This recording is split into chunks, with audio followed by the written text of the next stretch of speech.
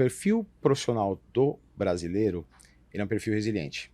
Então isso tem feito com que outros países venham buscar também esses profissionais aqui no Brasil. Então ele abre uma segunda concorrência, não somente com as empresas locais, mas também com as empresas internacionais.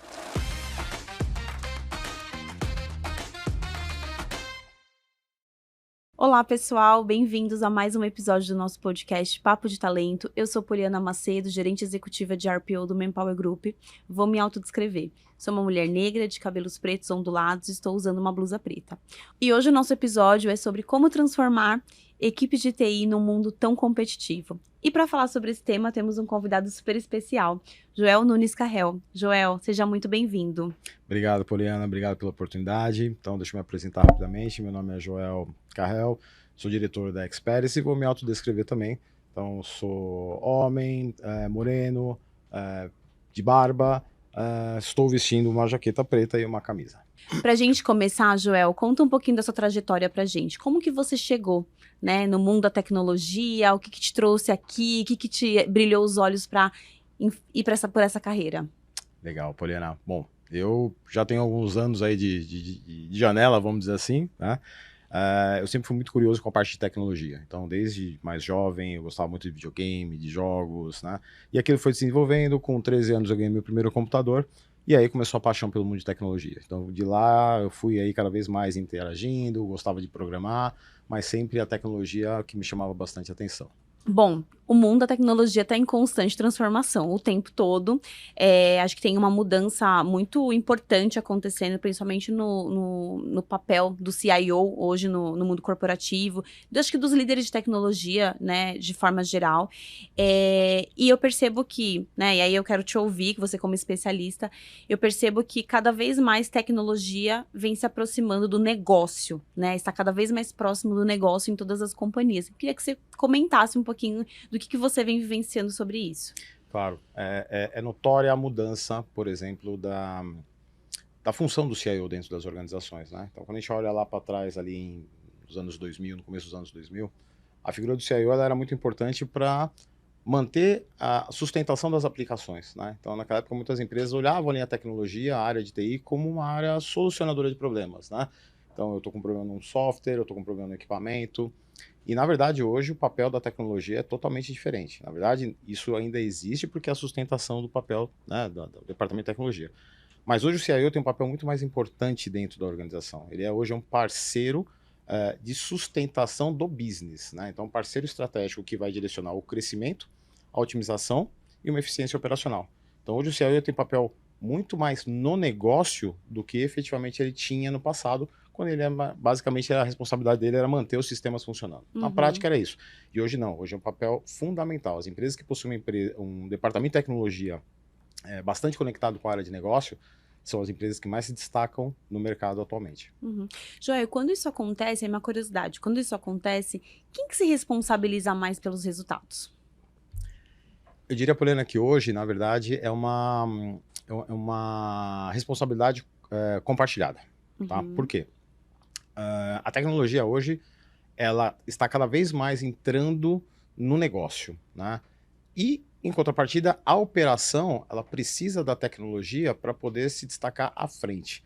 Então, é um olhar mais consultivo em como a tecnologia pode suportar as organizações para que você se destaque dentro do seu mercado. Então, é um olhar muito mais consultivo para uma longevidade no mercado, no atendimento ao seu cliente, da melhor forma que você pode atuar dentro da sua prestação de serviço.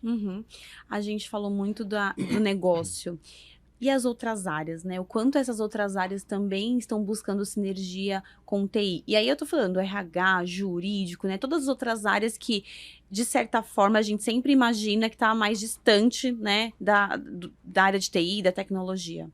Sim, a TI hoje ela atua praticamente cross em toda a organização. Então, não só na parte de operação, mas, por exemplo, nas áreas de back-office, o que você pode ter de apoio da tecnologia para otimização de custos, otimização de processos, para a parte do RH também, quais são as ferramentas e processos que a tecnologia pode te suportar em busca de você ter uma agilidade maior em relação a todos os seus processos. Então, como eu comentei, a tecnologia hoje o profissional deixou, né, a área de tecnologia deixou de ser aquele simplesmente solucionador de problemas, mas ali de forma consultiva resolver situações do dia a dia e apoiar, muitas vezes até de forma preditiva, por exemplo, aquilo que você pode se antecipar, né, que você sabe que pode eventualmente acontecer, juntamente com as áreas. Então, acho que o papel, a sinergia ela é como um todo, é um papel colaborativo com todas as áreas, sem exceção.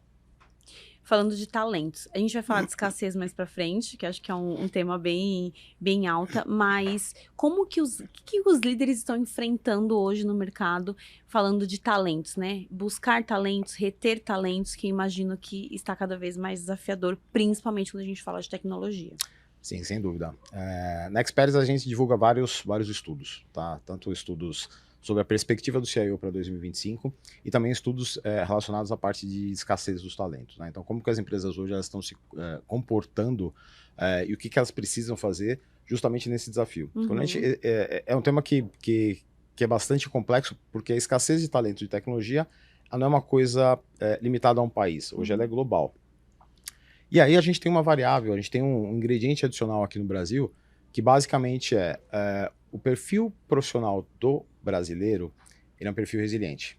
Então isso tem feito com que outros países venham buscar também esses profissionais aqui no Brasil. Então ele abre uma segunda concorrência, não somente com as empresas locais, mas também com as empresas internacionais.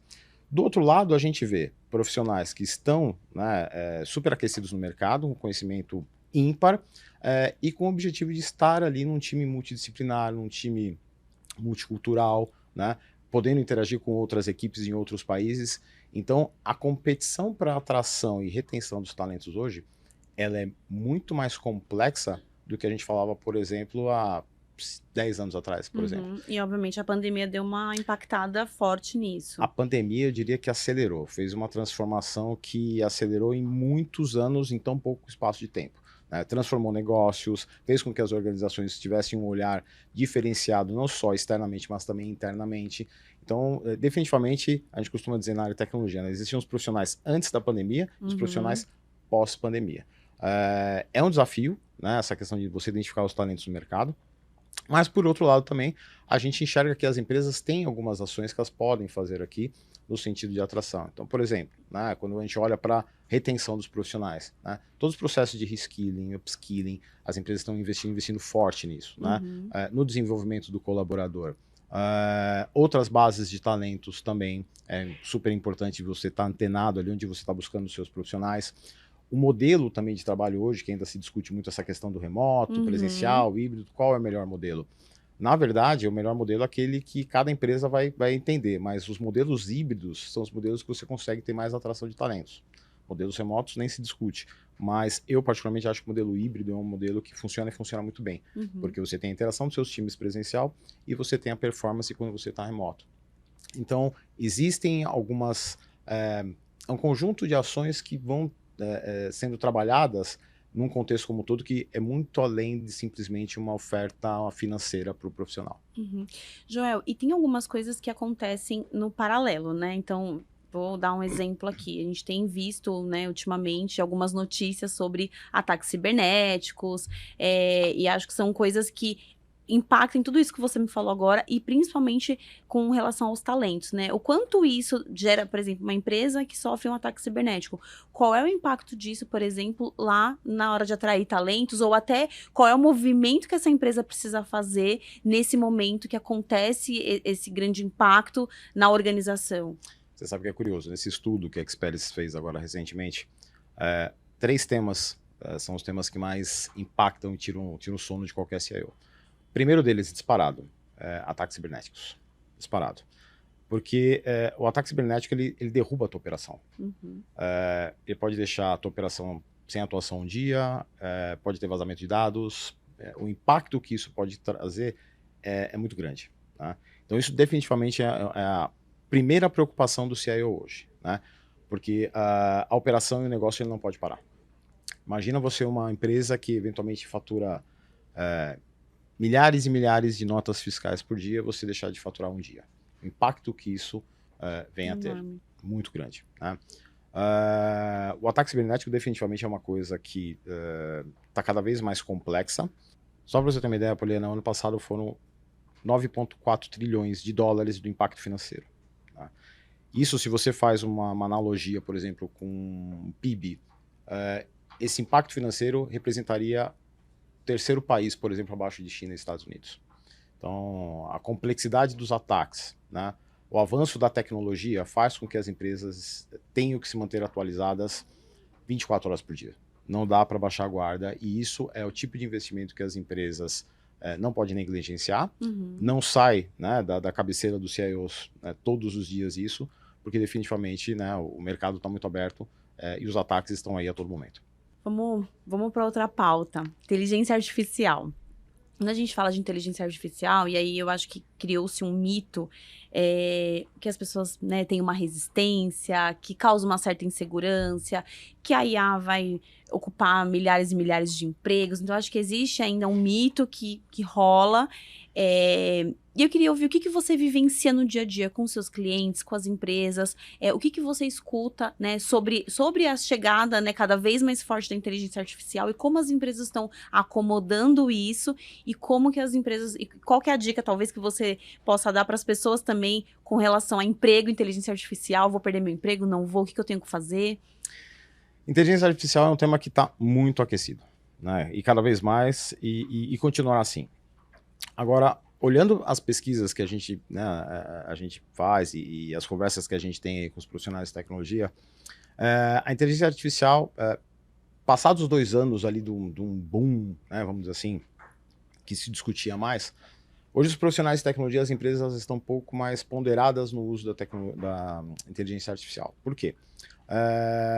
Dentro de todas as preocupações, né, a inteligência artificial está ali, né, como um projeto de melhoria de como que você pode trazer otimização, como que você pode trazer análise de dados para tomadas de decisão, mas ainda existem algumas outras preocupações antes. Então, 1/3 das empresas hoje efetivamente estão desenvolvendo algum tipo de projeto com IA. Os demais mantêm contato, querem desenvolver, mas ainda tem uma certa insegurança do momento do por onde começar. Então, assim, é uma iniciativa que já iniciou, é uma iniciativa que as empresas estão olhando, mas que ainda existem muitas dúvidas dependendo do setor da empresa e aonde exatamente você vai aplicar ela. Então, definitivamente é uma coisa que já começou, as empresas estão olhando isso, então, assim, está todo mundo ali estudando, entendendo como que a inteligência artificial, no final do dia, vai me trazer melhoria de processo, vai me trazer uma eficiência operacional, vai me destacar, né, perante a minha concorrência no mercado. Então, isso ainda está sendo bastante trabalhado, algumas iniciativas já começaram, é uma pauta sim, é uma coisa que tem aí um desenvolvimento a médio prazo bastante robusto a ser feito, e sob a ótica dos talentos, vamos dizer assim, basicamente a inteligência artificial ela já vai usar algumas competências que hoje já são utilizadas. Então, por exemplo, profissionais que atuam com linguagem de programação, por exemplo, como Python, não vou ficar falando muito aqui do tecnês aqui, mas algumas coisas que a gente pode compartilhar. Então, toda a parte de banco de dados, análise de dados, né, de alto volume, a linguagem, como eu comentei, infraestrutura de nuvem, que também é super importante até para você ter escalabilidade, e principalmente não poderia deixar de estar ali nas conversas e também ali nas competências, a parte de cibersegurança. Então, quando a gente olha ali para a IA, são várias competências ali que são trabalhadas e que no final do dia é um conjunto, né, de coisas ali que vão te deixar ali com um perfil profissional, com uma competência maior para que você possa interagir mais, com menos complexidade nesse mundo da IA. Joel, você fez um comentário na pergunta anterior e eu quero voltar aqui para a gente desmistificar algumas coisas. Você falou dos talentos brasileiros. E eu percebo também em alguns negócios, em alguns clientes também, que eu já, né, que eu vivo no dia a dia, que empresas estão buscando os nossos talentos. E aí, do outro lado, nós estamos aqui, né, tentando o tempo todo atrair esses talentos. Me conta um pouco desse desafio, né? Como que tá o mercado nesse sentido, considerando que as empresas estão o tempo todo buscando os talentos brasileiros, e aí, obviamente, tem a questão do remoto, que, né, vai influenciar na decisão, por exemplo, do candidato. Muitas vezes é uma empresa muito grande, multinacional, mas talvez forte em um outro país e que vai brilhar o olho, e do outro lado tem uma empresa brasileira, num outro momento, num outro modelo. É um belo desafio, porque principalmente para os profissionais que estão ali naquela fase mais sênior ou um especialista, isso fica sendo muito mais crítico, porque essas empresas buscam aqui no Brasil esses profissionais justamente já para trazer, para entrar já jogando, né? Diferente um pouco de quem está iniciando ali a jornada profissional, a carreira. E geralmente esses profissionais que são mais sêniores ou especialistas já têm um diferencial do inglês. Mesmo a gente discutindo aqui que atualmente 3% da população só fala um outro idioma, isso também com essas gerações, isso tem diminuído bastante, porque a geração que está entrando agora no mercado de trabalho é uma geração global, né? Então a gente olha para a tecnologia como um todo, coisas que não eram disponibilizadas alguns anos atrás, hoje é praticamente nativo. Então as pessoas já têm as suas contas nas suas redes sociais, as pessoas já têm acesso à informação de uma forma muito mais rápida e atualizada, até muitas vezes mais rápido do que a própria grade acadêmica. Então aí é um outro ponto também que hoje os gestores de TI, eles sentem isso, que muitas vezes a grade das universidades não estão conseguindo ser atualizadas na mesma velocidade com que as coisas estão acontecendo. E aí existem aí os outros cursos em paralelo para suportar essas deficiências, né, essa questão de agilidade. Mas esse desafio das empresas de fora, buscando os profissionais, principalmente os profissionais mais experientes, sendo especialistas, realmente um jogo muito complexo para as organizações nessa retenção. E aí entra um pouco do que eu comentei. Então, você poder prover para o seu colaborador uma capacitação, um modelo de trabalho um pouco mais flexível, né? Você desenvolver algumas competências que eventualmente esses profissionais não tenham, de forma que eles possam estar cada vez mais engajados com uma cultura forte da empresa, com uma colaboração com os outros departamentos e dentro de projetos que ele possa exercer o seu papel de pertencimento dentro de um projeto mais complexo. Então, eu acho que é nessa linha que as empresas têm que começar a olhar para essa retenção do profissional. O mercado está extremamente aberto, mega competitivo, que agora a competição não é mais ali com a empresa que está no andar de baixo, no andar de cima, no prédio do lado. Agora a briga ficou muito maior nessa questão dos talentos. E, Joel, a gente está falando aqui muito de atrair, de reter. Você percebe alguma mudança hoje nas empresas na hora de buscar talentos? Existe novas ferramentas, um novo formato de atrair esses talentos? Acho que depende bastante do perfil que você está buscando, mas na prática sim. As maneiras como que você está buscando esses profissionais hoje, antigamente tinha uma mídia especializada profissional. Hoje você busca esses profissionais em todas as mídias, né?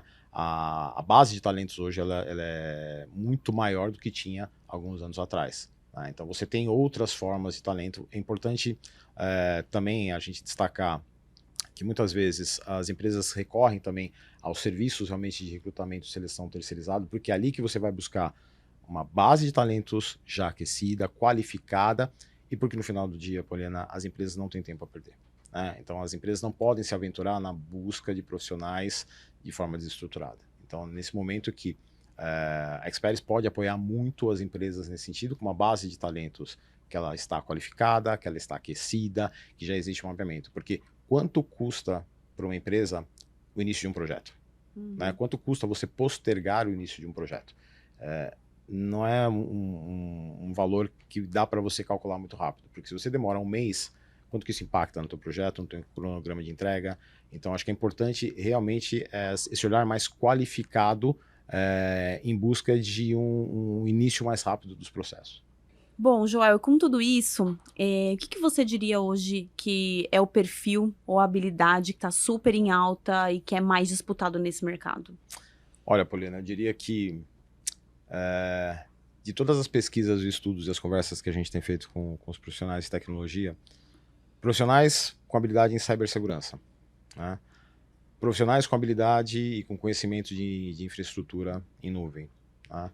E profissionais que têm um conhecimento de programação, conhecimento de dados, principalmente, são as demandas mais aquecidas na parte de tecnologia. Não significa dizer que os demais não estejam também com demandas no mercado. Não é isso. É que quando a gente olha de novo, né, para aquilo que está tirando o sono do CIO e o que está demandando nas empresas, basicamente são essas três principais competências técnicas. Mas a gente não pode esquecer das competências comportamentais também, tá? Então, uma questão de uma comunicação bem clara, comunicação assertiva, né? A interação entre as pessoas do departamento. Então, toda essa parte de comunicação e integração é super importante. E o pertencimento. né? Cada vez que você tem um profissional que está dentro de um projeto, com uma atuação forte, uma comunicação clara, né? Orientado a resultado, né? E as metas bem definidas quanto projeto, isso é super importante. Então, eu diria para você que existe a competência técnica, é isso que eu comentei, tem essas habilidades também comportamentais, então quando você junta isso, é aquilo que os profissionais estão buscando hoje no mercado, que as empresas estão buscando, né? Um profissional dinâmico, com o seu, né, com a sua competência técnica, mas justamente por conta dessa dinâmica do dia a dia, de comunicação e de relacionamento, que esses profissionais vão se destacar. Joel, na sua opinião, como que se forma um time de tecnologia de alta performance? Uau! Eu diria para você que a competência técnica é importante, a competência comportamental também é importante, a comunicação clara, objetiva e um claro entendimento das metas e objetivos a serem alcançados. Tá? Isso tudo colocado dentro de um, né, de um modelo faz com que as pessoas tenham um claro entendimento do que é que tem que ser entregue, do status das coisas como estão acontecendo, dando visão não só, né, para os interlocutores internos, para os seus gerentes, mas também internamente de como que você trabalha com eventuais desvios de projeto e a forma como você atua rapidamente na resolução dos mesmos. Então, acho que um pouco da questão do dinamismo, com a questão da comunicação, com a questão do conhecimento técnico, de novo, orientado a um objetivo muito claro para esses profissionais, aí acho que não tem como dar errado. Aí é como perfeito. É isso aí. Joel, e para a gente encerrar com uma visão de futuro mesmo, né, olhando lá para frente, o que você diria que as empresas precisam priorizar hoje, pensando em alcançar os seus objetivos, pensando, né, em transformar suas equipes de TI, né? O que é primordial com todo esse momento de mercado, de transformação acontecendo? Eu acho que as empresas têm que estar atentas aos movimentos, né, externos. Né? A primeira coisa é olhar ali para onde que as coisas estão caminhando. Né? E aí você já começa a trabalhar como que o que está acontecendo lá fora eu consigo trazer aqui para dentro buscando basicamente 3 pilares no final do dia. Né? A questão da eficiência operacional, o aumento da sua receita, o aumento dos seus negócios e uma eventual redução de custo ou melhoria dos seus processos. Né? Então, quando você olha como você pode aportar isso para dentro do teu negócio, é super importante porque você vai ter uma visão clara de como você consegue se posicionar diferente no mercado. Olhar agora para os colaboradores enquanto eu posso retê-los, capacitá-los, desenvolvê-los, porque quanto mais eu consigo desenvolver, mais eu consigo trazer um ambiente de trabalho ao mesmo tempo agradável, mas ao mesmo tempo flexível, que seja um ganha-ganha, tanto para a organização quanto também para o colaborador, isso faz com que o colaborador esteja cada vez mais presente, né, e engajado dentro da organização. E acho que uma cultura forte e transparente. Então, acho que tudo isso junto, olhando para os desafios que tem no mercado, para as tendências, vai fazendo com que a sua empresa continue cada vez mais ali atualizada, forte para essas batalhas do dia a dia, né? E sempre buscando esses pilares, né? Basicamente, aumento de receita, redução de custos e a sua eficiência operacional. Perfeito, baita dica. Joel, obrigada por ter vindo, aceitado o nosso convite, compartilhar tanto conhecimento. Bom, como que as pessoas te encontram nas redes sociais, como que elas podem se conectar com você? Maravilha, o caminho mais fácil, LinkedIn, Joel Carrel lá no LinkedIn, Experis, podem me encontrar lá, está à disposição para dúvidas, depois aqui que a gente for conversando, porque o tempo é curto, né, Poliana? Então, assim, às vezes, poxa, eu queria tirar uma dúvida, a gente está à disposição, tem a Experis, tem os nossos canais aqui, então, super obrigado, Poliana, e conte comigo por uma outra oportunidade. Perfeito, obrigada. E para você que acompanhou a gente até aqui, muito obrigado, fique atento aos nossos canais e até o próximo.